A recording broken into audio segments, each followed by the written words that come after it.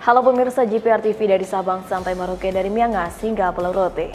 Bertemu lagi bersama saya Bilki Sabila dalam program Kominfo Newsroom.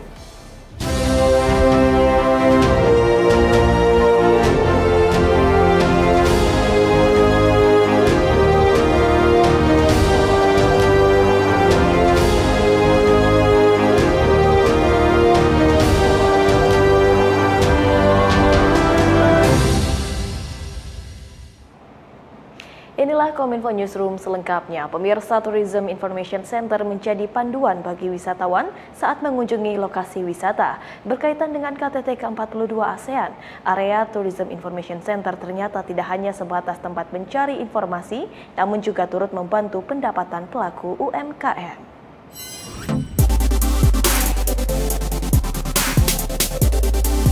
Terpilihnya Labuan Bajo menjadi tuan rumah dari konferensi tingkat tinggi ke-42 ASEAN turut menjadi ajang promosi guna mendongkrak sektor pariwisata Labuan Bajo sebagai destinasi wisata kelas dunia. Pada perhelatan yang digelar pada 9 sampai dengan 11 Mei 2023 lalu, ribuan mata di seluruh penjuru dunia tertuju akan pesona Labuan Bajo. Momentum tersebut dimanfaatkan oleh Kementerian Pariwisata dan Ekonomi Kreatif untuk mendirikan Tourism Information Center di area Meruora, Komodo, Labuan Bajo Resort sebagai pusat dalam memberikan informasi wisata dan dukungan bagi wisata, toko cenderamata, kuliner, dan aktivitas yang dapat dilakukan di Labuan Bajo dan sekitarnya. Melalui pusat informasi wisata diharapkan bisa memberikan impresi yang baik bagi wisatawan, terutama peserta ASEAN Summit tentang Labuan Bajo. Tak hanya di kawasan Meruora, pusat informasi wisata juga dapat ditemukan di 9 titik lain di Labuan Bajo.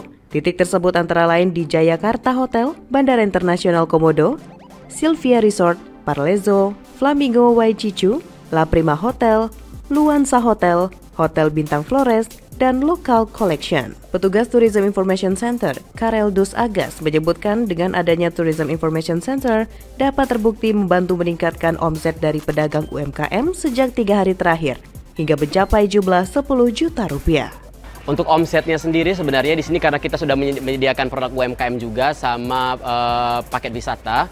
Sejauh ini sudah ada 10 paket wisata yang terjual dengan kategori gratis untuk para delegasi yang akan menginap dan mengikuti kegiatan di ASEAN Summit. Sementara untuk produk UMKM-nya sendiri, sejauh ini sudah mencapai selama 3 hari terakhir penjualannya kurang lebih sampai 10 juta. Nah, di sini juga sudah kita bekerja sama dengan Levoleron dari salah satu tenun dari Maumere.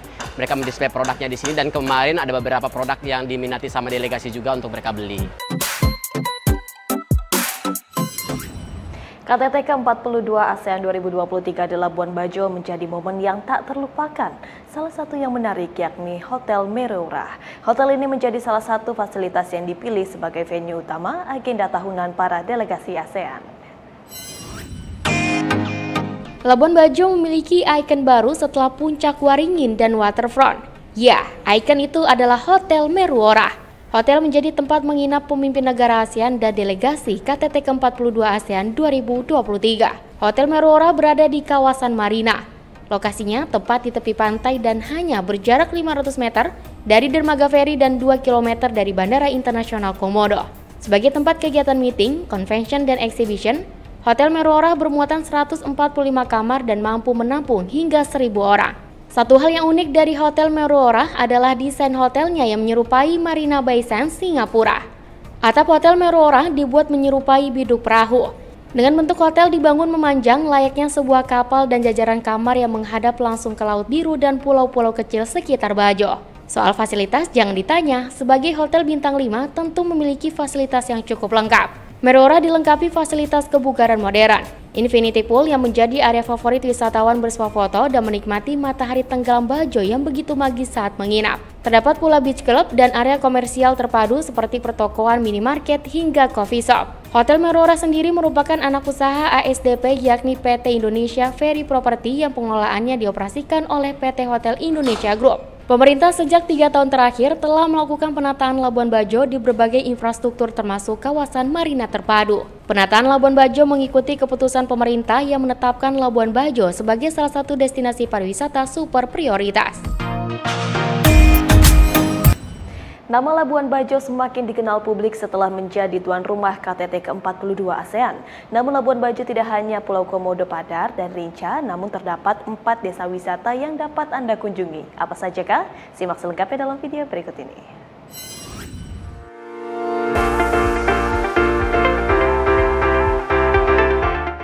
Siapa yang tak kenal Labuan Bajo?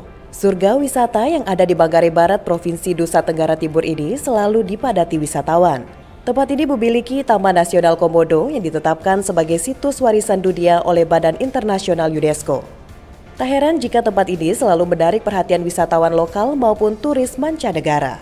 Di sini juga banyak sekali pantai eksotis yang masih alami yang bisa ditemui.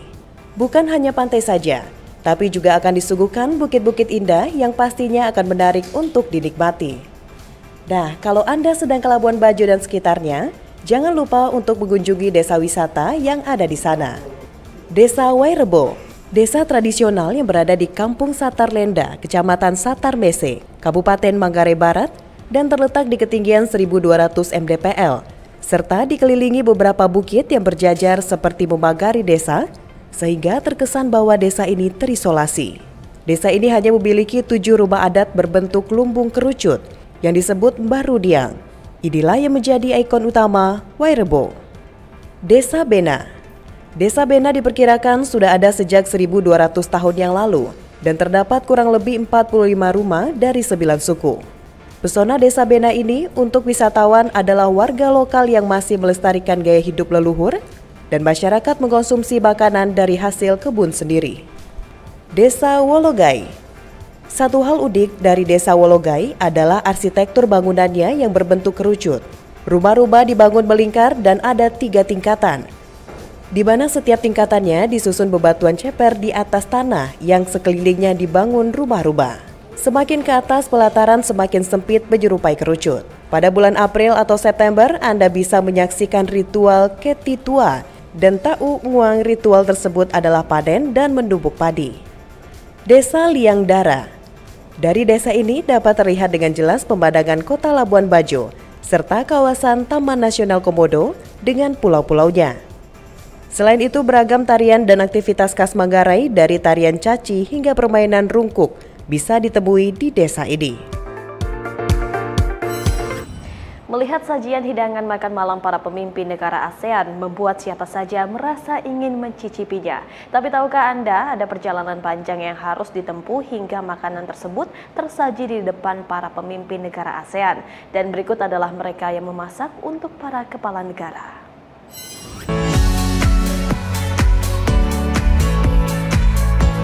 Kesibukan KTT ASEAN tak hanya terlihat dari tampilan depan layar kacanya saja, namun turut dirasakan juga oleh para pendukung lainnya. Salah satunya ialah kru kitchen yang turut andil dalam memberikan pelayanan makanan, baik bagi para jurnalis maupun panitia penyelenggara KTT ASEAN 2023 di Labuan Bajo, Nusa Tenggara Timur. Anastasia Sri Handayani selaku CEO Office Representatif Pelataran Indonesia mengungkapkan, dalam menyiapkan makanan selama gelaran KTT ASEAN ini, pihaknya bekerja sama dengan para pelaku UMKM di Labuan Bajo, khususnya dalam mensuplai barang baku yang akan digunakan untuk setiap makanan yang disajikan. Adapun terkait sumber daya manusia yang dimiliki Pelataran Indonesia melibatkan kurang lebih 30 orang, beberapa diantaranya didatangkan dari restoran Jakarta, Borobudur, dan Bali. Dalam keterangannya, Anastasia juga menyampaikan karena banyaknya tamu VIP yang hadir, maka pentingnya komunikasi yang terjalin dari seluruh pihak, baik dari profesional conference organizer maupun dari segi destinasi atau pengawalannya, agar setiap hidangan yang disajikan dapat terdelivery dengan baik.